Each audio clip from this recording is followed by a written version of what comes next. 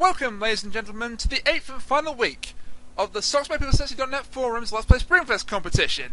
And we finish up this week with an absolute doozy. Strider for the arcade.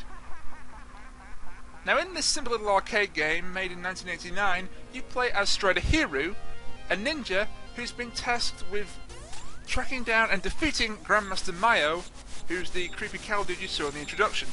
The Grandmaster wants to take over the world and we have to stop him. Now, as you might expect from an arcade title, especially a late 80s arcade title, gameplay is extraordinarily simple. You play as Strider, you slash with your energy sword when you press the attack button, and you can jump around, and that's about it. You can also cling to the walls and ceilings. And you can also collect items to help you. Here we've collected an option which takes the form of a little robotic buddy that circles around Strider, attacking enemies. You can have a maximum of 2 here, as you see. And another really unique thing about this game is there are actually multiple paths to take throughout the levels. Here, for example, we get dropped right into a fight with Ivan Drago, who goes down in about 5 seconds. That was for killing Apollo Creed, you bitch. But it did give me an opportunity to listen to this rather cool music. In fact, the musical score in this game, in general, is really quite good and quite advanced for its time. This was a game when it came out that really impressed the critics because of its multiple pathways through the level, its rather good musical score, and by the way, getting the Panther just to lose him in about 5 seconds flat. It wasn't even 5 seconds, it was more like 2. But fortunately we collected a health power up.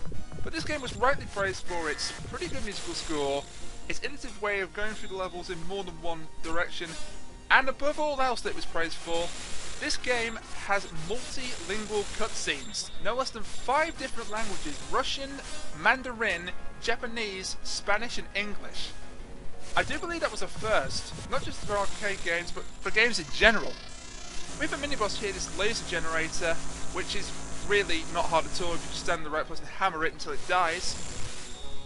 And we are actually approaching the boss of the first level already. As I said, this is an arcade game, therefore it's extremely short. Now this boss coming up isn't hard in the slightest, but it makes me smile. We get to fight the entire Russian assembly, apparently, which then transforms into a giant robotic dragon that attacks us with a hammer and sickle. And I got hit, but fortunately my robotic option buddy finished the job off for me. So that didn't go too badly. Managed to beat the first stage without losing a life.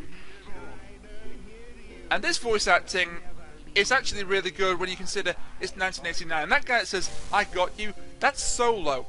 That asshole will show up later in the level, and depending on what you do when you meet him, you can either make your life later on in the level really easy or really difficult. Another mini-boss that goes down in about 5 seconds is this gigantic gorilla, but as he dies, he summons flames, and you have to climb up the walls before the flames come and get you. And I have a little bit of a confession to make. For all the other games in this contest, I've actually had no idea what to expect because I've never played them before the week of that particular game showing up in the contest. But here, I had a slight advantage, or at least thought I had a slight advantage, because this is actually a game that I had played. Admittedly, I hadn't played it for a long time, but unlike the other games, this is one that I actually had played and actually knew a little bit about. So as I said, I thought that might have given me an advantage going into this. I'll leave it to you to judge whether it gave me an advantage at the end of the video. And by the way, Solo shows up here to basically shoot at us and make our lives miserable. He also bombs the ravine, and we have to run for our lives. Now, this is kind of tricky if you don't know what's coming up. You have to turn the jump just right so that you flip over this ravine and grab onto the edge, otherwise you just fall to your death. And by the way, hi Solo, bye Solo. And that will make my life so much easier when we get to the boss fight of this level. This level is actually it's actually named in the arcade, in the demo. It's called the Siberian Wilderness. And the demo also makes the rather bold assumption that nobody has ever cleared this stage. So presumably that means that this is going to be the entirety of the rest of my video, right? Because nobody has ever cleared this stage, right? Again, I'll let you guys be the judge. And things kind of went a little bit Pete Tong here. I was taking a few cheap hits. But luckily, I kind of got my shit together here and managed to continue on through the level.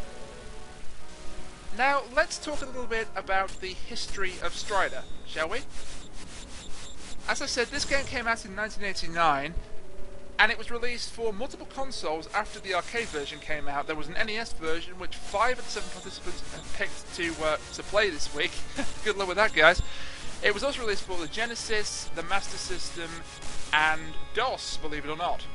We had the option to pick any of the 5 versions of this game, not of course knowing what game we were going to be playing in the final week. 5 people picked NES, and me and one other person, sunburstbasser, picked arcade. And I think we made the right choice, all things considered.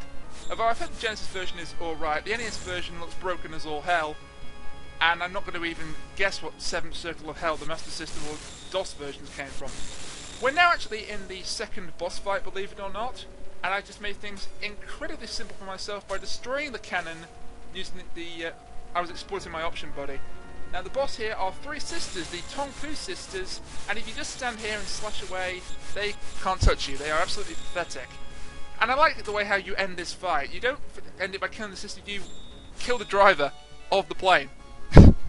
and the fact that he backs away as well and then takes your slash in half like a man, well, if he's backing away he's not taking it like a man, just makes this even funnier. But as I said, this came out in 1989. Also, Balrog, I'm thinking that's a translation error and it should be Balrog, that would make more sense. So things have gone fairly well, right? Okay, there was a minor slip up on the Siberian wilderness, but so far, haven't lost a single life. So, everything's going to come up roses, right? Well, maybe. I'm not going to spoil it. By the way, those birds that you see, they're actually save points. You release them from the capsules as you do your options, and here you have to duck under that cannon using the slide technique, which I completely forgot to talk about earlier. You just press down and jump, and you slide. It can be used for avoiding certain things, hazards and enemies, for example that cannon. And another power-up, although you've already seen that in the video, increases the width of Strider Hero's slash ability. Again, that's very useful. In fact, there's a certain mini-boss coming up where if I had that, I could have taken it down in record time. As it was, unfortunately, it's a pain, and you'll see that later on in this level. Also a pain, we have ourselves sort of a shadow clone power-up here, which doesn't appear that many times in the game, and honestly, it looks cool and all, but it's ripping off Ninja Gaiden something rotten. If I think thinking about it, Ninja Gaiden 2 might have come out after this, so maybe that's ripping off Strider. Just food for thought there. But it doesn't really do much. It allows you to slash 3 times as quickly as normal. Now this section is an utter bitch if you don't know what's coming. You have to get up the wall, and if you time this wrong, you are pretty much dead. You have to climb up the wall as it's slowly coming forward to crush you, like in that one scene in Star Wars Episode 4. How the heck I got out intact there, I don't know. I think that was a grace of God moment, to be honest. So I was talking a little bit about the history of Strider, but I'll get back to that in a second. By the way, that thing will catapult you into oblivion if you don't jump off it, so just be careful. This stage kind of reminds me of the Flying Battery Zone, in a way, which is odd, because that wouldn't come for another 5 years. This game really was ahead of its time. And having done so well up to this point, at least so well compared to my previous recording runs, I think the game just decided, you know what, he's doing too well, we're just going to throw so much shit at him here, he can't possibly handle it, and he'll lose a life. And sure enough, that's exactly what happened. I don't think I helped myself out here. These little gun droids that come out, they're so annoying. They don't seem to have any rhyme or reason to them. And, yeah, first death. And I was really good, because up to then, I was doing perfectly, or about as near as perfectly as I'd got to in previous. And it didn't go well a second time, and I took a second cheap death. That one I possibly could have avoided. I went straight into the little beam cannon. And there is actually an achievement this week for players that don't die very much. And I've just lost 3 points, because you start with 7 points, and as you know, as you can read in the description of this video, every time you die, you lose a point. I'm not going to tell you how many points I ended up with, because that would be kind of a spoiler, and I'm sure some people are dying to know just how badly I did.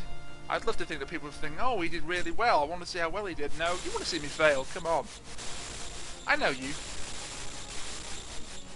So, history lesson of Strider then, because there isn't much to say about this that you can't already see. Switching gravity and slashing enemies to pieces. It was released for multiple consoles, and then a year after Strider came out on the NES, US Gold, and we know how good games that they made turn out to be usually, US Gold made an unofficial sequel called Strider 2, although it's now known as Strider Returns. The reason for that is because there's actually an official Strider 2 that came out 10 years later than the arcade original, and was later ported to the PS1. I haven't played Strider 2, but Strider 2 is where a lot of the names I've been using for enemies and bosses come from, because Solo isn't named in this game, and the Tonkin sisters aren't named in this game, and even Grandmaster Mayo, I think his name is Mayo, I could be pronouncing that wrong, even he isn't named in this game. Strider is not a game that has a particularly lush backstory, it's just, man wants to take over the planet, Ninja wants to stop him, go hog wild. That's basically it. Speaking of going hog wild, this boss is a pain in the BTM. It's a little floating robotic core thing, but it can actually switch up the gravity, and if you get too near to it, as you'll see in a moment, it will flip you around the room and try and slam you into the walls like a ragdoll, and you have to be either really skilled or really lucky to kill this thing without it damaging you. Now, if it had two options or a longer slash, I could have just stayed back and picked it off from afar.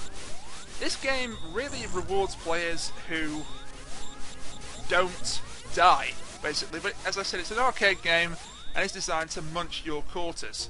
Or coins, because I can't really say quarters because we don't have quarters in this country.